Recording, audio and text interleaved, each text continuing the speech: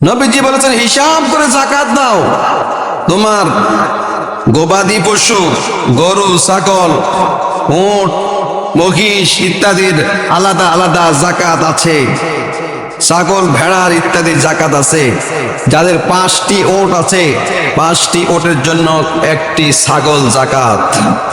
30টি গরুর জন্য একটি গরুর বাছুর, যেই গরুর বাছুরের 1 বছর পূর্ণ হয়েছে। 40টি গরুর জন্য একটি গরুর বাছুর, যেই গরুর বাছুরের 2 বছর পূর্ণ হয়েছে, যাকাত দিতে হবে। ছাগল, ভেড়া থাকলে 40টি ছাগল এবং 40টি অথবা 40টি ভেড়া থাকলে একটি ছাগল যাকাত আসবে।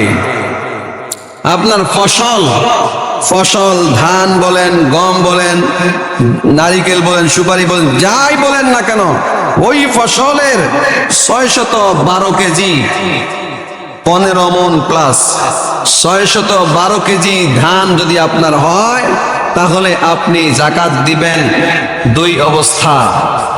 612 কেজি ফসল হয়েছে, সেখানে যাকাতের 2টা অবস্থা।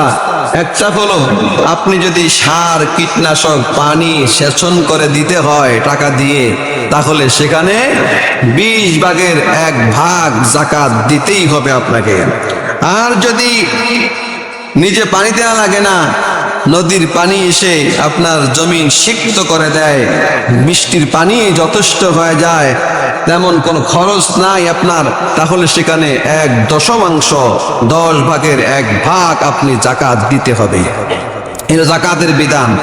আর যদি স্বর্ণ রূপ্য থাকে, স্বর্ণ রূপ্য টাকা পয়সা এগুলো সব মিলিয়ে যদি 52.5 তোলা রূপার মূল্যের সমান হয়, এখানে প্যাঁচ লাগায় অনেকে, স্বর্ণ রূপা টাকা পয়সা মিলে যদি আপনার কাছে 52.5 তোলা রূপার সমমানের হয়, সমমূল্যমান হয়, তাহলে আপনার জন্য যাকাত ফরজ।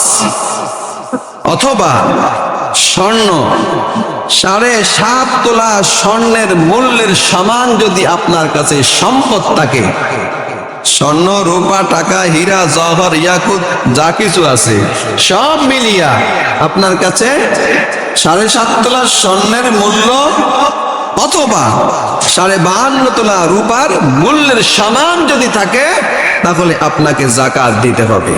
কতটুকু দিবেন? 2.5%। টাকা পয়সা, স্বর্ণ ইত্যাদির উপরে 2.5% যাকাত দিতে হবে। আপনার যদি 1 কোটি টাকা থাকে, 2.5 লাখ টাকা যাকাত। 100 কোটি টাকা থাকলে 250 কোটি টাকা যাকাত, ঠিক না?